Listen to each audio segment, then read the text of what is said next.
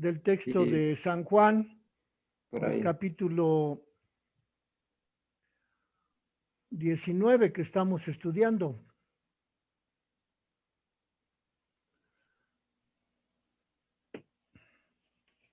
Perfecto. Entonces, lo que veíamos la vez pasada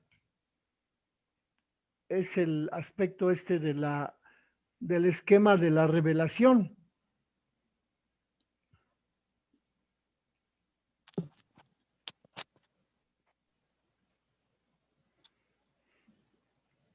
El esquema de la revelación que tiene tres elementos. El primero que consiste en que el personaje del relato evangélico ve. El segundo elemento del esquema de revelación es que ese personaje del relato evangélico dice. Y el tercer elemento del esquema de la revelación es que mira. Entonces tenemos allí en el relato del capítulo 19, versos del 25 al 27, cómo Jesús ve desde la cruz a la Virgen y le dice, mujer, ahí tienes a tu hijo. Y también ve al discípulo y le dice, ahí tienes a tu madre. Es lo que dice. Y el Señor Jesús mira tanto a la Virgen como a San Juan. Y ahí está el esquema de la revelación representado por la teología de San Juan, en donde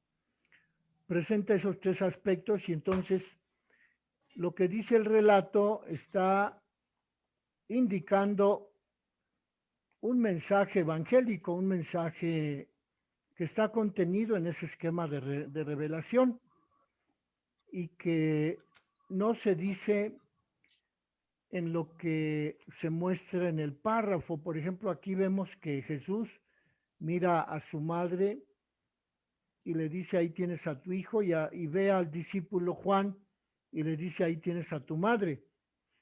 Eso es lo que dice el relato, pero lo que significa en el fondo es lo que algunos estudiosos han declarado, que en ese relato está la, la donación de la Virgen María como madre a todos los creyentes. Solo que pues como está representados todos los creyentes por San Juan Evangelista, pues no se dice ahí que la Virgen es un regalo como madre a todos los creyentes.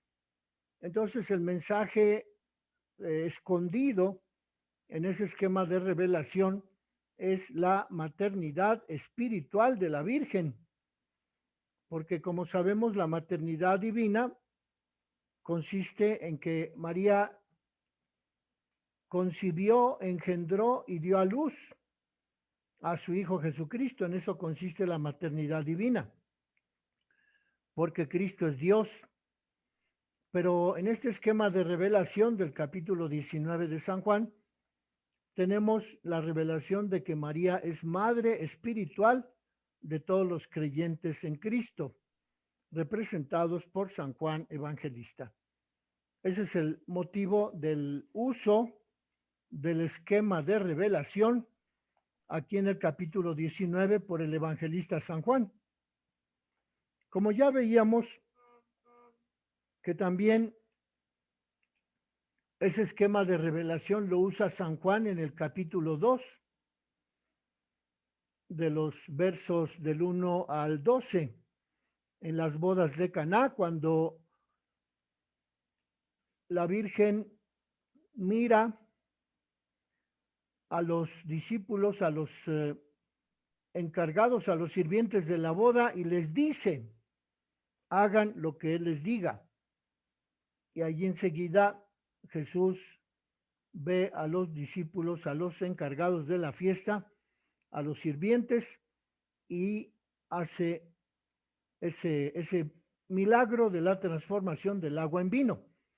Ahí el esquema de revelación está mostrando el mensaje oculto del Evangelio, que significó el primer signo milagroso de Jesucristo al comienzo de su predicación, al comienzo de su evangelización como Mesías.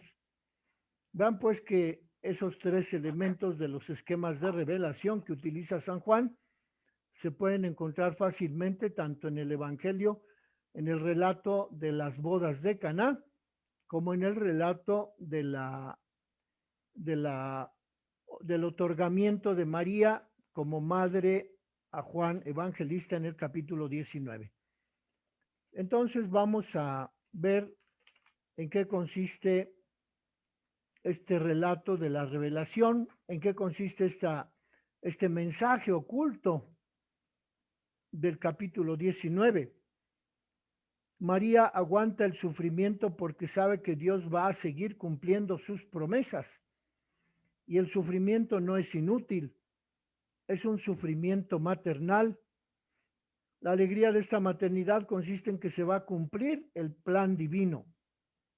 Y eso es lo que piensa la Virgen Santísima, que la humanidad va a ser mayor a partir de ese regalo que Cristo le da a la Virgen en la persona de Juan. A partir de aquí, María se convierte en testigo de que el plan se ha cumplido. Ella es la primera testigo de la obra de Dios, y es que Dios cumple su promesa en la cruz, en el momento del sufrimiento. Como dice la carta a los Hebreos, Jesús aprendió a obedecer padeciendo el sufrimiento del suplicio de la cruz, padeciendo el suplicio de la muerte. Y aquí la Virgen Santísima se convierte en la primera que representa a la humanidad en la obra de Dios. Es Dios quien cumple su promesa en la cruz en el momento del sufrimiento. Jesús en la cruz dice, este soy yo el que es capaz de despojarse hasta de su túnica, y esto lo hago para generar nueva vida, y me fío del pueblo que va a generar nueva vida a partir de aquí, que es el pueblo de la iglesia, el pueblo fundamentado en la Virgen Santísima y en San Juan Evangelista. Esa es la hora en que se manifiesta la gloria de Dios, que no es solamente un relato piadoso, un relato para compadecer a la Virgen, sino que es el momento en que se cumple la misión que Jesús tenía que cumplir en la tierra. Entonces, asistiendo al nacimiento de la nueva humanidad, que ha sido creada y recreada por Jesucristo en ese don de la mamá al discípulo y del discípulo como hijo a la mamá, es un gesto de Jesucristo con el cual Cristo crea y recrea la nueva humanidad, y María es ella la primera que integra ese nuevo pueblo de Dios que es la iglesia. María, por tanto, al estar allí se transforma en la mamá, en la madre de la comunidad de los creyentes y en modelo, en arquetipo de la propia iglesia. Nelson, ¿qué significa arquetipo?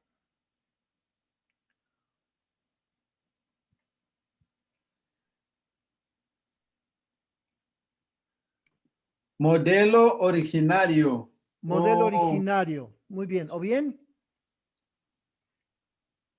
aquella que sobre quien se pueden reflejar los demás miembros de la iglesia.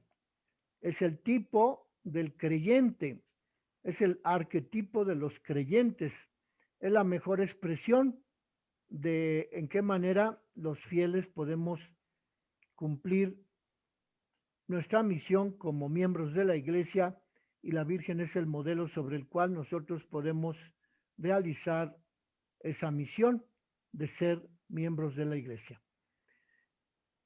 Algunos se preguntan cómo es que María puede ser a la vez madre y modelo de la iglesia. Y un estudioso dice que no hay contradicción al decir que María es al mismo tiempo imagen de la iglesia y madre de la iglesia. Como persona individual, ella es madre de Jesús y se vuelve la madre de todos los creyentes en ese momento en que Cristo desde la cruz le entrega, le confía al discípulo Juan. Como persona individual, ella es la madre de Jesús y en ese momento se convierte en la madre de todos los creyentes. Su maternidad corporal respecto a Jesús se prolonga en la maternidad espiritual respecto hacia todos los creyentes representados en Juan, pero precisamente la maternidad espiritual se convierte en la imagen y forma en que la iglesia debe cumplir su maternidad sobre los creyentes. ¿De qué manera la Virgen cumple su maternidad sobre los creyentes? Pues aceptando ese encargo de Jesús: mujer, ahí tienes a tu hijo. Y los concibe en el dolor, puesto que la Virgen sufrió también el dolor de ver morir a su hijo en la cruz. Y los concibe como miembros del nuevo pueblo de Dios, que es la iglesia. Igualmente la iglesia concibe a los hijos de la iglesia a través del bautismo, en un momento en que el Espíritu Santo desciende sobre los discípulos, sobre los nuevos fieles, y cada uno de los bautizados formamos parte del cuerpo nuevo de Cristo, que es la iglesia, y somos engendrados en el dolor que significa nuestra vida cristiana, nuestro ofrecer nuestra vida, nuestras capacidades al Padre Omnipotente para formar parte completa de la iglesia como miembros del cuerpo de Cristo. De esa manera, la iglesia cumple su maternidad espiritual respecto de todos los creyentes, así como cumplió su maternidad divina respecto de Jesucristo. María no es solamente la madre, sino que María nos está diciendo lo que es la iglesia. La iglesia también es madre. Es el icono de lo que somos todos juntos. La Virgen Santísima representa a toda la iglesia unida, a todos los discípulos de Cristo. Al pie de la cruz, la Virgen representa lo que somos todos, asistiendo a una nueva creación y asistiendo a un nuevo nacimiento a través del sufrimiento por el que Cristo se entrega en la cruz. Y ese sufrimiento es como el de un parto. Es un parto doloroso, es un parto oscuro, pero es un parto lleno de vida. En eso consiste el modelo de la Virgen como madre en el momento en que Cristo muere en la cruz. Se está hablando de la fecundidad de la iglesia, porque ahí está la Virgen que fue fecunda en su vientre al engendrar a Jesucristo. También allí al pie de la cruz, la Virgen es fecunda porque nos da a luz a todos como hijos de Dios, como hijos de la iglesia. La gloria de Dios no es que todo se resuelva ni que tengamos mucho, sino que la gloria de Dios está al pie de la cruz, donde no hay más que dos y donde Dios dice: esta es mi fecundidad. Mírense bien, porque mi fecundidad va por aquí, por la entrega, por el sufrimiento por la aceptación de lo que significa la vocación de ser miembros integrantes del nuevo pueblo de Dios, que es la iglesia. Como les ocurrió a los primeros mártires de la iglesia, que tuvieron que sufrir también la muerte, la persecución por parte de los romanos y que fueron sacrificados en masa, porque en eso consistía el sacrificio, en eso consistía el dolor del parto, del nacimiento al nuevo pueblo de Dios, que era la iglesia fecundada por la sangre de los mártires. Y aquí la Virgen Santísima también, a través del sufrimiento de ver a su Hijo Jesús morir en la cruz, nos está dando a luz a todos los creyentes como miembros de la iglesia, como hijos de la iglesia, como aquellos que somos engendrados por el parto doloroso de la muerte de Cristo en la cruz. La firma de Dios no está en lo mágico y en lo maravilloso, sino que está en el momento del sufrimiento. Dios, el Padre Omnipotente, quiere darnos a luz a través del sufrimiento de la Virgen, a través del sufrimiento de Cristo que muere en la cruz, para que nosotros tengamos nueva vida, la vida espiritual, la vida divina, la vida que significa formar parte de la iglesia. Y en ese momento, San Juan Evangelista nos recuerda la nueva humanidad, el pueblo nuevo de Dios, esa actitud, esa postura del pueblo significa en aceptar la maternidad de la Virgen como madre que da a luz a través del sufrimiento y que nos engendra a la vida nueva de la iglesia, del Espíritu Santo. Juan está escuchando lo que el profeta Isaías había descrito al poner a la Virgen María al pie de la cruz. El profeta Isaías decía: yo soy fecundo a través de la esterilidad. Aún los hijos de la orfandad seguirán diciendo: este lugar es demasiado estrecho para mí, hazme un espacio habitable. Isaías 49, versículo 20. Y nosotros nos pondremos a pensar: ¿quién me engendra como hijo de la iglesia? Dice la Virgen: yo me había quedado sin hijos al ver morir a mi hijo en la cruz. Me había quedado sola, peregrina, desterrada. Y se pregunta la Virgen: ¿quién crió a estos? Me había quedado sola. ¿Dónde estaban estos? En el verso 21 del capítulo 49 de Isaías. Aún la ciudad de Jerusalén no había sufrido dolores de parto cuando dio a luz. Antes de que llegaran los dolores, tuvo a su hijo.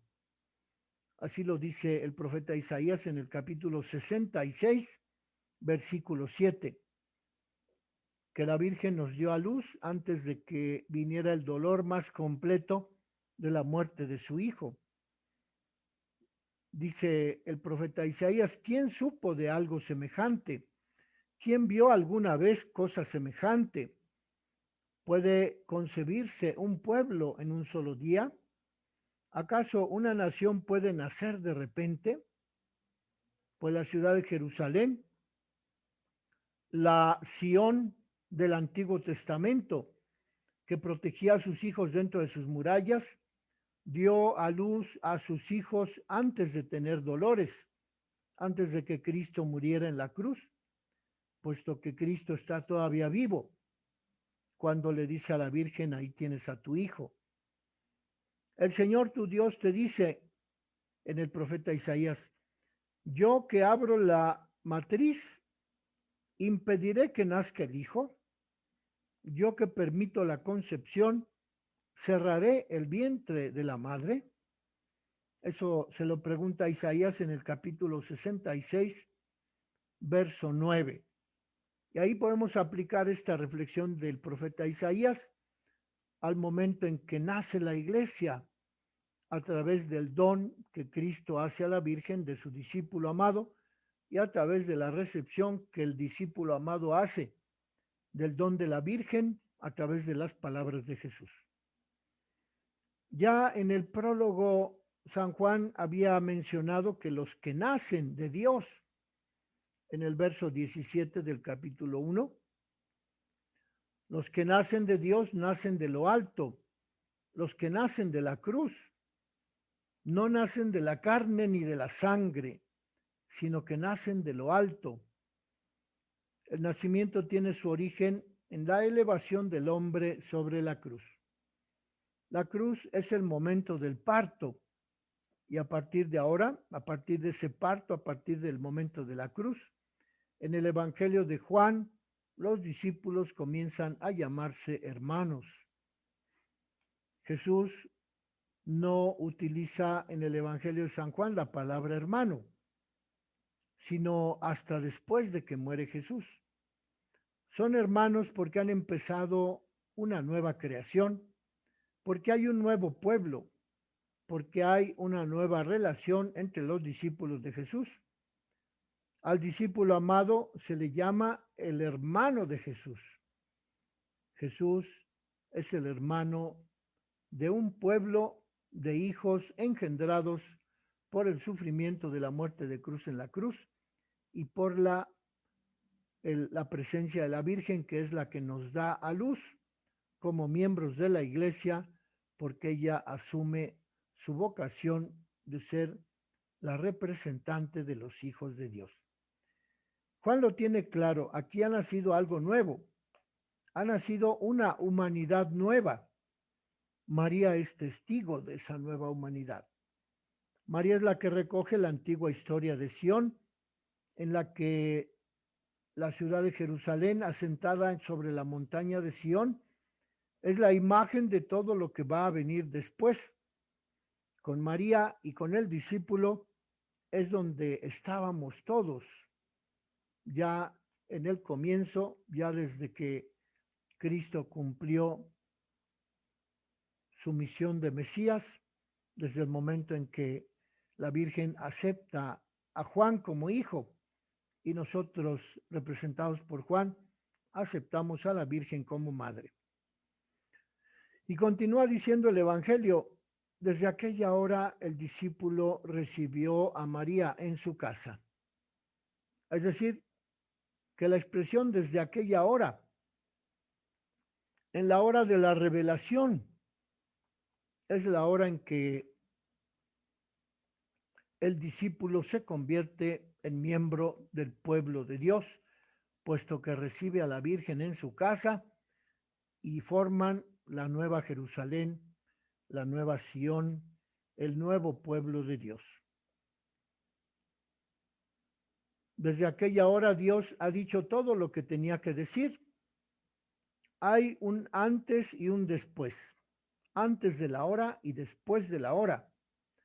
Antes de la hora no sabíamos que éramos hijos de la Virgen, pero después de la hora, cuando Cristo le dice a la Virgen, ahí tienes a tu hijo, pues ya somos miembros del nuevo pueblo de Dios, miembros de la iglesia formada por la Virgen Santísima como representante prominente y por San Juan Evangelista como hijo de la Virgen María. Ya sabemos en qué consiste el amor de Dios. El amor de Dios consiste en que nos ha entregado, nos ha regalado hasta su propia mamá. Por eso Cristo no muere, sino hasta después de decir, ahí tienes a tu hijo, ahí tienes a tu madre. Y después de esas palabras dice Jesús, todo está consumado. Es decir, que también la entrega de la mamá al hijo Juan y la entrega de los hijos representados en Juan a la mamá constituye un elemento de la revelación, un elemento de lo que Cristo quiso realizar en la tierra, entregarnos a su propia madre, porque después de la entrega dice, todo está consumado.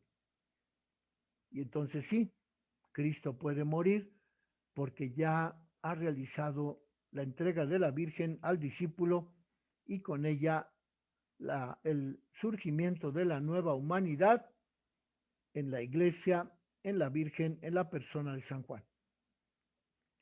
Desde aquella hora el discípulo recibe a la Virgen en su casa como algo propio, la recibe en su casa, la acoge y esto tiene varias interpretaciones. Según San Buenaventura, el padre de la iglesia, se interpreta como que la acogió como suya, para amarla, para reverenciarla, para cultivar el amor que Cristo le pidió que tuviera hacia ella. En otras interpretaciones, el hecho de que Juan haya recibido en su casa a la Virgen significa, por ejemplo, San Ambrosio, que la recibió como uno de sus bienes. María forma parte del conjunto de bienes que Cristo le dejó al discípulo.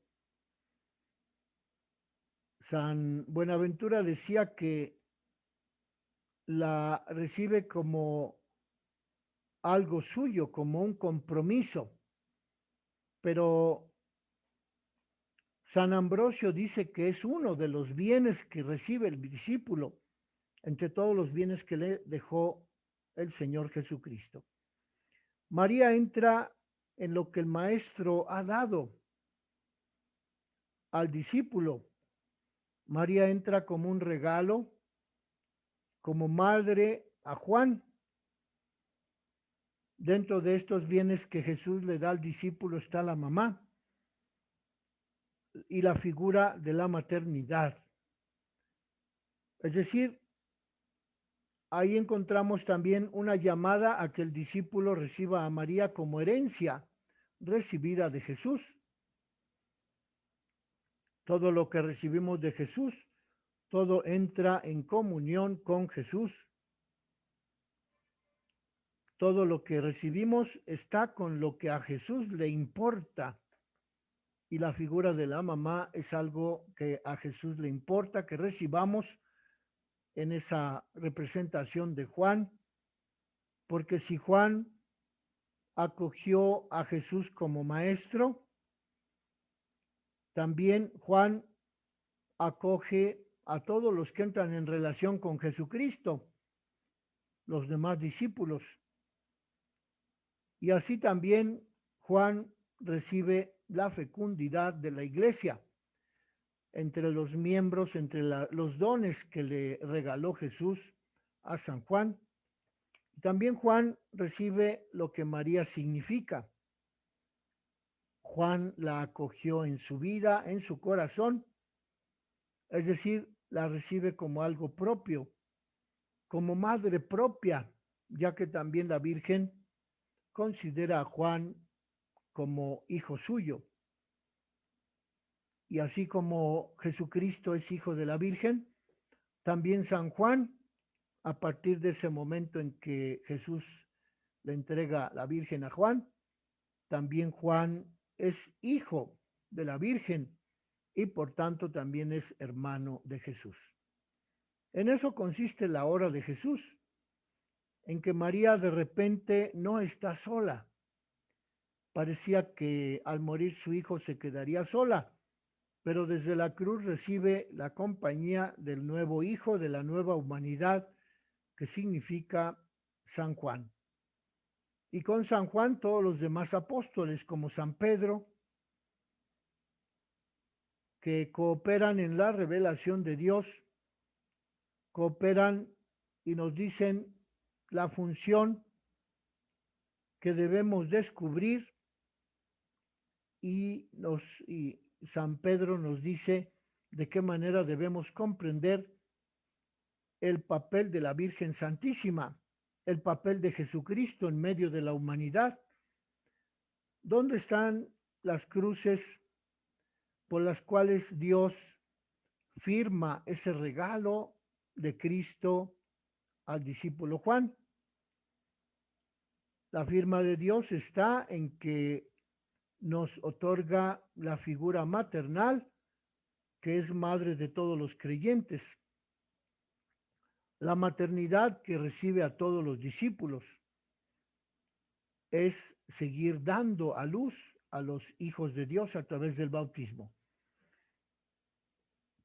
De modo que todo discípulo que acoge a María en su casa recibe también la maternidad de María y la transforma también en hermandad con todos los discípulos de Jesucristo.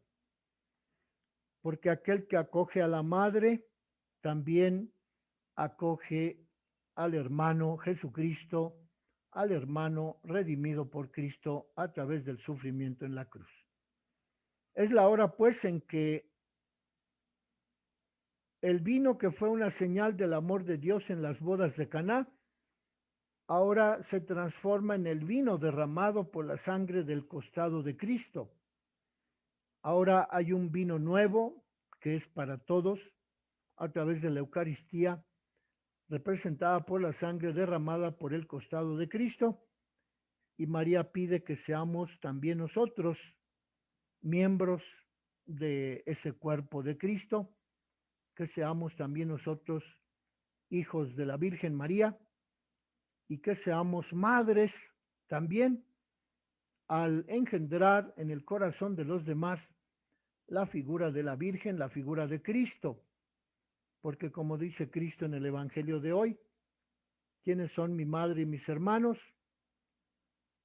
Aquellos que cumplen la voluntad de Dios son mi hermana, mi hermano y mi madre. Bueno, vamos a dejarle aquí porque ya se va a acabar el tiempo. Por favor, si tienen alguna pregunta, escríbanla y el próximo miércoles la resolvemos. Muy bien. Mientras tanto, repasen este texto que ya lo tienen ahí en su correo electrónico. Si alguien no lo tiene, por favor, mándenme por este WhatsApp su correo electrónico y yo le envío el texto que estamos estudiando. Bravo. En el nombre del Padre, del Hijo y del Espíritu Santo. Amén. La bendición de Dios Todopoderoso, Padre, Hijo, Espíritu Santo, los acompañe todos los días de su vida.